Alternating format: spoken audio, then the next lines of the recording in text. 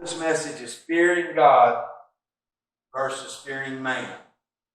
And all of these messages I've been getting lately have been so progressively right in line with kind of where I've been. And God really spoke to me really loud in this. I got a message in my heart. Well, it's actually my message for me personally for Sunday about stirring up the gift or flaming the fire, fanning the flame. But it comes from this right here, so I'm going to probably use a little bit of this Sunday. But we need to learn to conquer fear with fear. That sounds like an oxymoron, don't it? Conquering fear with fear. What would you think if you had a little mouse that just terrified a big cat? That's way unbalanced, isn't it? I mean, the mouse has nothing to fear, to put intimidation or fear in the cat, does it? So I want you to think about this. How often do we act in a similar way when we allow ourselves to fear the wrong things? It's up to us to let fear in, right? And I'm going to give you some things that just really spoke to me. In Matthew, Jesus tells us that Jesus commanded not to fear them which killeth the body, but are not able to kill the soul, but rather fear, reverence. Those are two different words, too. This one means, well, no, they actually both have reverence on them on this. But rather reverence or fear him which has the power and the authority to destroy both your soul and your spirit. Soul and your body in hell. That really is an awakening statement, isn't it? Yeah. Just think about it. That gets your attention really quick. Because as I build this up, that's going to really stand out. Fear is a human emotion, but it's also a powerful spiritual force that attacks our physical, our mental, and our emotional responses. And it messes with our spirit. Even though it is an emotion, it's also a very powerful spiritual force that Satan uses. Fear. It's a spirit. If we give in to fear of what others think of us, or fear of bad things happening to us, or fear of bad things happening to those we love, or fear of maybe evil people, it'll paralyze us. It can cripple us physically, emotionally, and especially spiritually.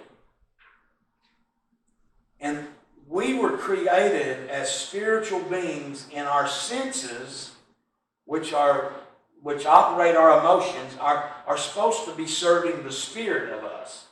And what Satan's done is turned us around and made us a servant of our senses. Because we serve the senses.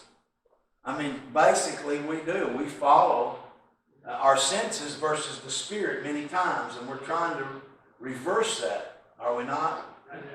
The senses were supposed to be giving in this earth suit to serve our spiritual man. And we're supposed to put our senses under control. Like you guys are doing that on Wednesday nights, coming back and telling your body that it's not in control. And that's just, part of it. We must guard our hearts against fear, and remember what Paul told Timothy. The next one, Matt. God hath not given us the spirit of fear, but of power, love, and of a sound mind. So ask yourself all the time when you get this fear coming into you, because I've been dealing with some of it today and yesterday, but God didn't give me that spirit. This isn't of God. And we need to know the definitions of fear, because you read in the Old Testament, we're to fear God, we're to fear God. And in the New Testament, you read, Paul says we don't have a spirit of fear. God's not given us the spirit of fear. If we fear, we're not understanding fully love. So what are those? One of those is the demonic terror fear. That's to be scared of, or to be terrified by, something that would push you away. And the other fear is to have a great awe and a reverence. So God doesn't want us to be scared of him. He wants us to reverence and respect him. But you can't draw close to something or someone that you're scared of, because you will always have that protective wall up in your heart.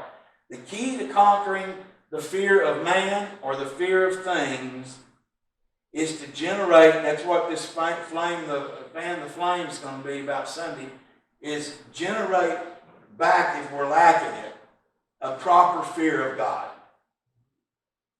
Because when we have a proper fear of God, then our fear, respect or terrified fear from other things will diminish.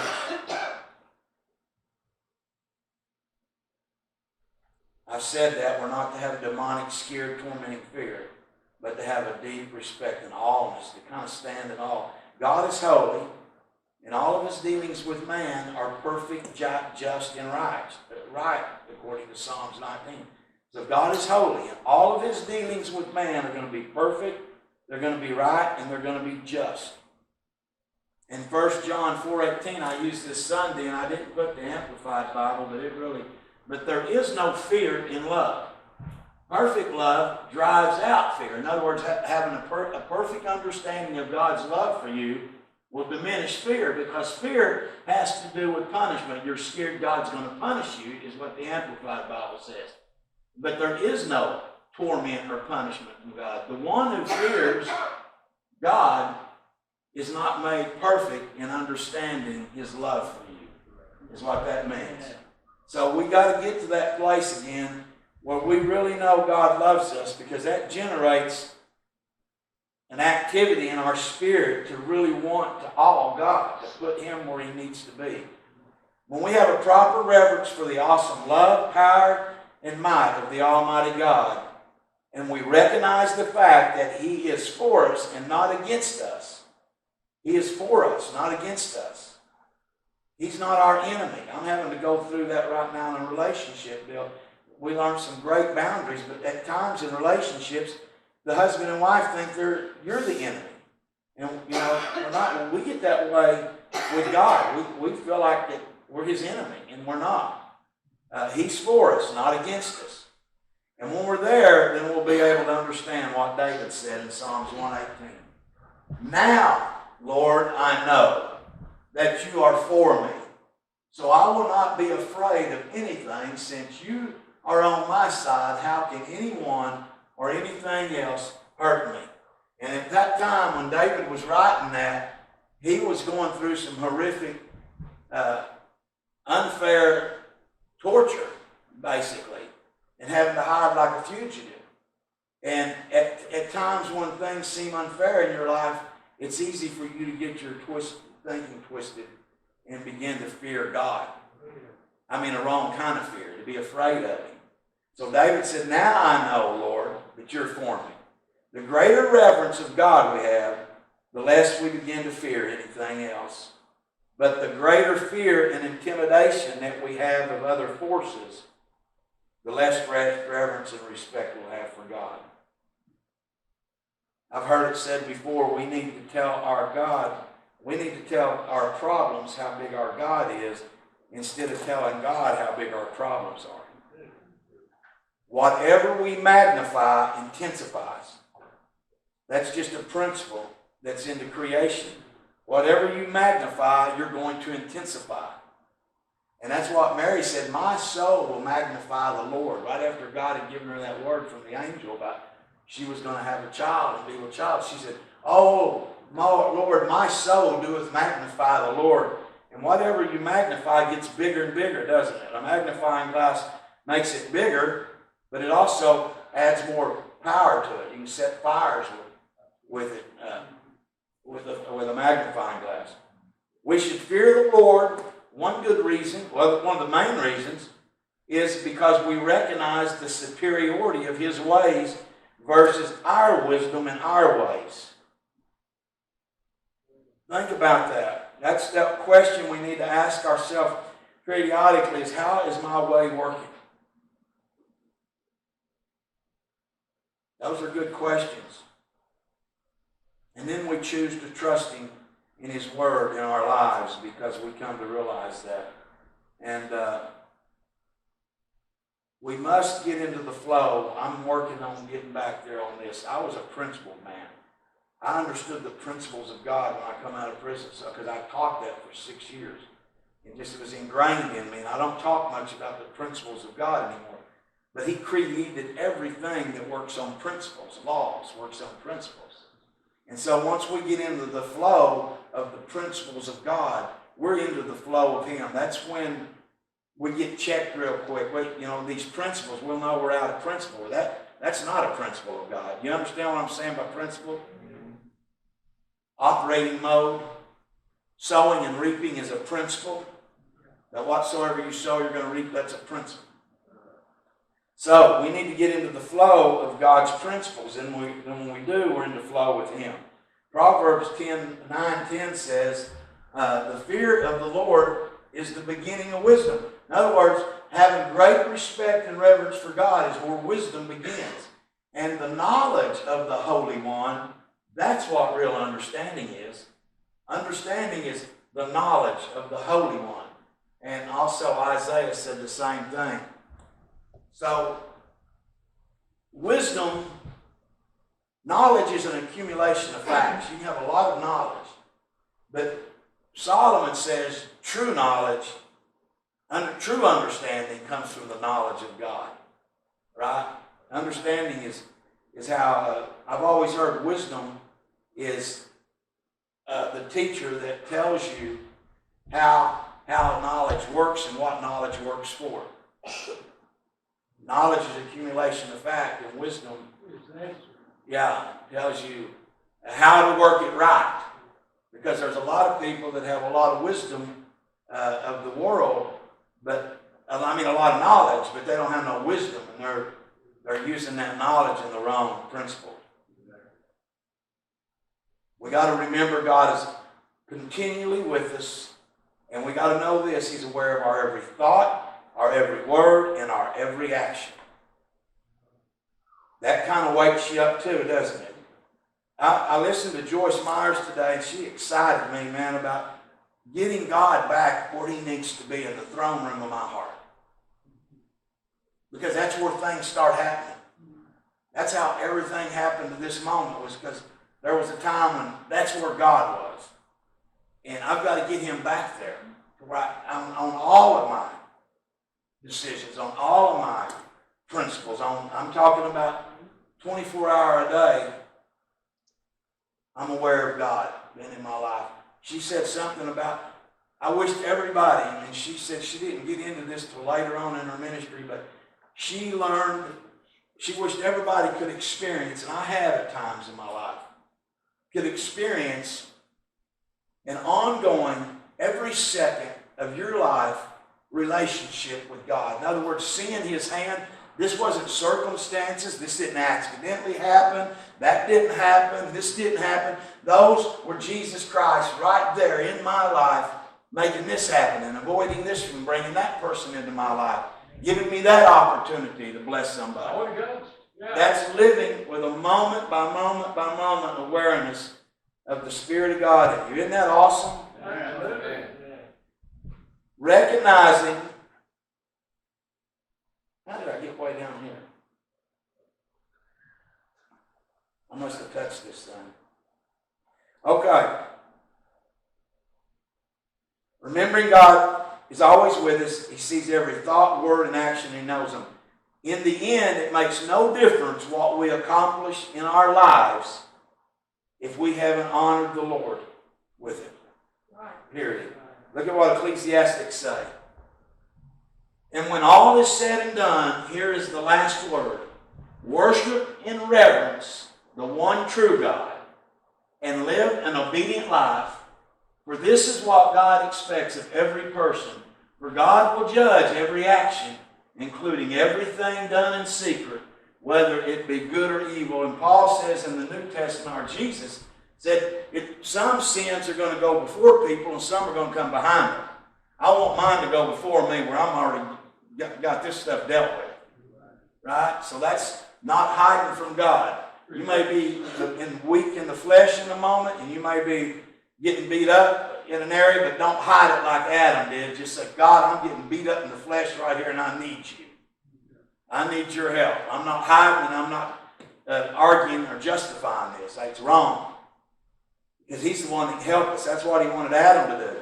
In Proverbs 19:23, Solomon said, the fear of the Lord gives life. Gives life.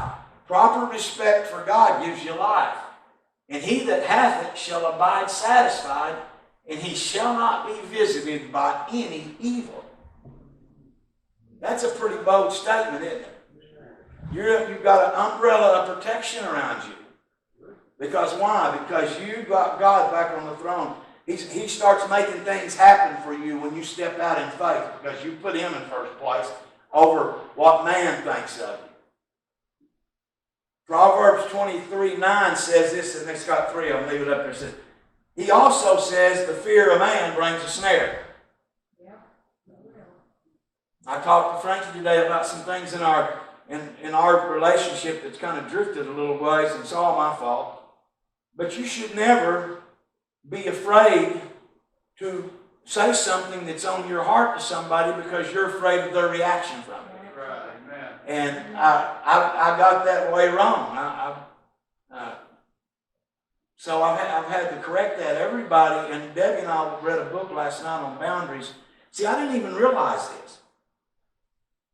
When someone is afraid to tell you something because they're afraid of your reaction from it, your reaction from it comes out of, because whatever it says you take personal, which I'm fixing to get into, and it creates a terrible feeling in you, and you take that personal. But that's just their feelings. That doesn't make it right or wrong. You need to let them share their feelings, and you don't own their feelings. In other words, you need to allow them to do that without them being scared of your responses. And you don't need to feel like you're rejected from it, because it's not a threat to you personally. It's just expressing how they feel about something, and you don't know how they feel about it if they can't tell you. Does that make sense? Yes. Because in my own relationship with Debbie, a lot of times, see, I don't even see it. I just think, well, it's about me, what I'm doing wrong, this and that, this and that, this and that. No, it's about how she feels about something. And so I wasn't really seeing that's her feelings. I don't get to dictate how she feels about something by my emotional responses. Because then you live in a real unhealthy deal, and it takes practice to do that. Then it says, if you fear other people, you are walking into a dangerous trap, the Voice translation. The Passion Bible says, fear and intimidation is a trap that holds you back. But when you place your confidence in the Lord, you will be seated in higher places of life.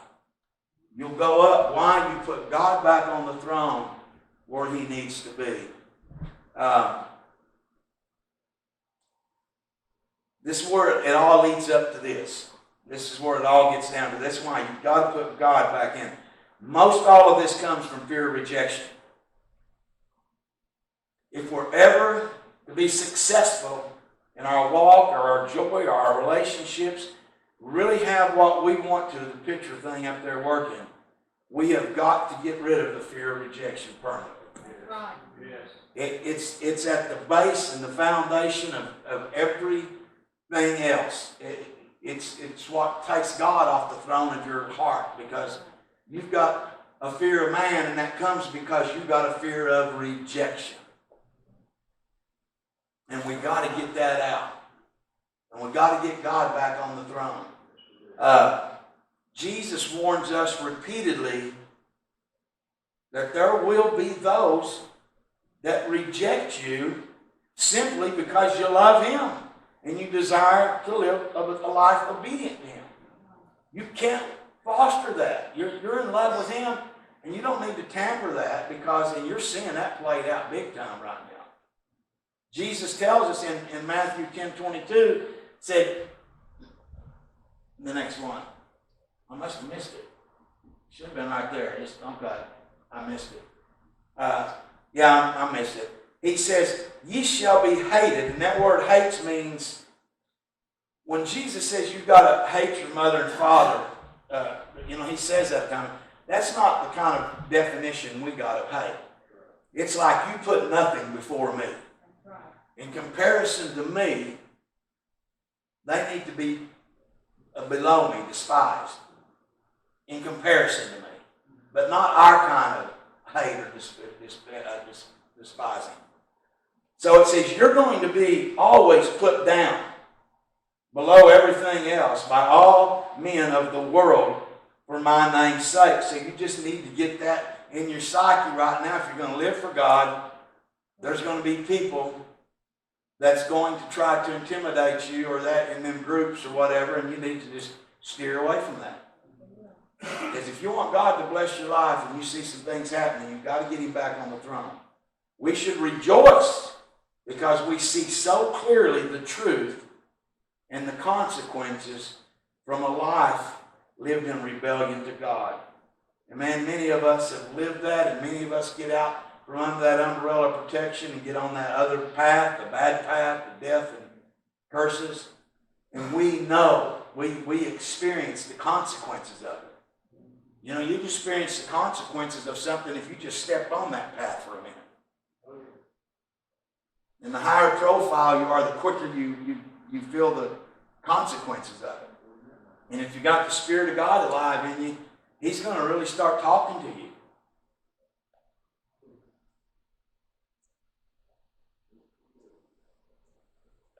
Living for Christ is something we should never be ashamed of, or we should ever fear anybody else. We're living in a time, I sent a text to the men, I want to really talk to us about tonight. I think God has got spirits that He's wanting to pour out on men. We got women in there that are getting strong women. We got some strong warrior women in here.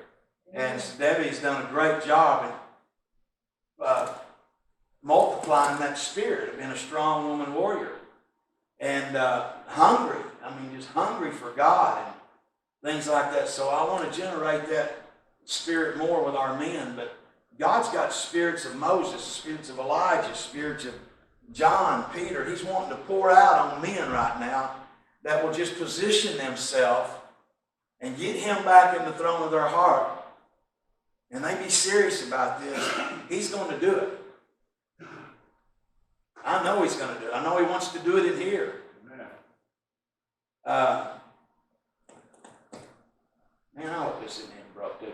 Many times, rather than fearing rejection for Jesus' sake, we fear personal rejection. This is mine. I didn't put it up, but Proverbs 29, we've already saw it, says, the fear of a man bringeth a snare. And that's personal rejection. The danger that comes from this trap is the temptation to compromise our godly character, our godly convictions, and to remain silent when we need to be speaking. There's times you need to be speaking in crowds or a testimony to somebody, helping somebody, or maybe in some truth, if that moment's where you need to be. And if you have fear of personal rejection, it'll paralyze you. We do that because we want to be accepted by everybody. And you're not going to be. So here's what we need to do. We need to trade our reputations for God's. We need to trade our expectations for His. And we need to focus on what He thinks of us versus what the opposite of that is. And so if we know we're carrying His reputation and not ours, we know we're in line with His expectations, and we know He loves us, we know He's with us, we know we know He desires the best for us, then we get in line with His expectations. And then we focus on what He thinks of us versus what the others think. Look at what Isaiah 51 said.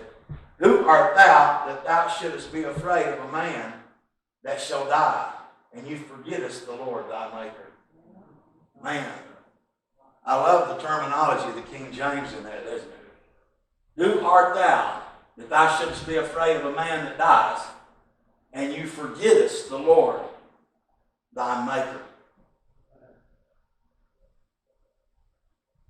So, here's some things. What does God say about us as believers? He says, number one, we're chosen. We're accepted. We're redeemed. We're forgiven. We're loved. We're adored.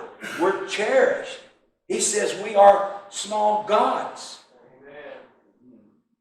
We are part of His household. We're part of His family. We're seated with Christ in the upper chambers in the dimensions of heavenlies.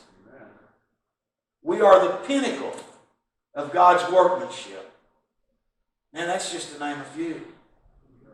So recognizing God's acceptance for us is foundational to conquering the fear of rejection by others to gain self-acceptance. So we've got to recognize God's acceptance of us. Self-acceptance. Believing that God created me with all my unchangeable characteristics in the way that most glorified Him. We've got to believe that about ourselves. This plays an important role in overcoming the fear of rejection. An interesting aspect about human nature, this is good, is that what we believe to be true in our hearts, we will find evidence to support it out here. Now what's that mean? That's why it's so important that we plant the truth in our heart. Because whatsoever a man believeth, he will create it and do it. So you will create evidence to back up what you believe in your heart about yourself. That's why we got to get away from negativity. That's why we got to get away from, saying your thing, your mistakes. You're saying you are that. Whatsoever a man thinketh, he'll create the evidence in his life to prove that he is. Because here's what happens. Perception produces projection. So how we perceive ourselves will be exactly how we project ourselves. That's why it's so important we plant the right seeds. As Solomon said, I said, whatsoever we believe within our hearts are we. If we reject the way God made us, we will expect others to find us unacceptable too in that area. Automatically. We just go into it with that spirit that you automatically accept me unacceptable there. Before long, we'll be experiencing this rejection from others in our day-to-day interactions with them, even when this was not their intention at all. We'll generate it. We'll help make them believe it. And so that's why it's so important for us to know who we are. The fear of rejection from others has its roots in the self-rejection. We have to begin to love ourselves. Jesus tells us we are to love our neighbors as we love ourselves. We can't love our neighbors if we don't really love ourselves. Right.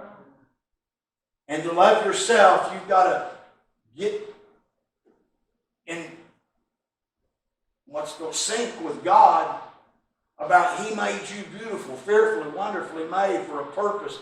Whatever He's designed you to do, He's given you the ability and the talents to do it. And whatever your unchangeable features are, He did it to glorify Himself. There was even one little boy that was blind that the disciples brought to Jesus and said, who sinned, this boy or his family? And Jesus, basically said, we got an enemy that blinded him, but this was for God's glory, that He could be glorified. And that one ailment glorified God because He healed him. One of the most effective ways to overcome the fear of rejection is to become a channel of God's love and acceptance to others. He tells us it's more blessed to give than receive. When we begin to comprehend the depths of God's unconditional love for us and accept that and believe it, we can then allow God to transform our feelings of rejection into motivations to encourage others. Man, I'm going to end with this. Here are just some practical ways to demonstrate that we accept others. Because listen, most everybody goes through this. There's been beauty queens. It's one Miss America that had self-rejection issues bad. So everybody goes through this, but one of the ways to overcome it is you start helping others accept themselves. Look at this. Greeting people by name with a joyful smile and enthusiasm. Giving genuine praise for positive accomplishments and for good character qualities. This is people that you're around. Offering to do tasks that you know they would appreciate. Compliment them on their positive aspects, on their characteristics or notice something they've done. Let's believe what God says is true about us. Let's receive the love He wants to give us. And let's look for ways to show His love and His acceptance to others around us. And that's the greatest way to overcome and not even think about self-rejection. And you get caught up in that, you won't even really, you'll be in the flow of God's principles. You won't really even notice when there's things going on around you that would normally used to, you would have been attacked by it, took it personally. Because you're just caught in the flow of doing what Jesus did. Jesus paid very little attention to any negative stuff. He just walked and it was all around him, and he was in the flow. And his disciples was with him. And he never really attacked any negative stuff to him. He just said, tell them what to go, and just dust your feet off and go. He didn't get into the flow of negativity. He kept everything going, for his mission was to bring God's love and His acceptance to other people. Did y'all get anything out of that? Amen.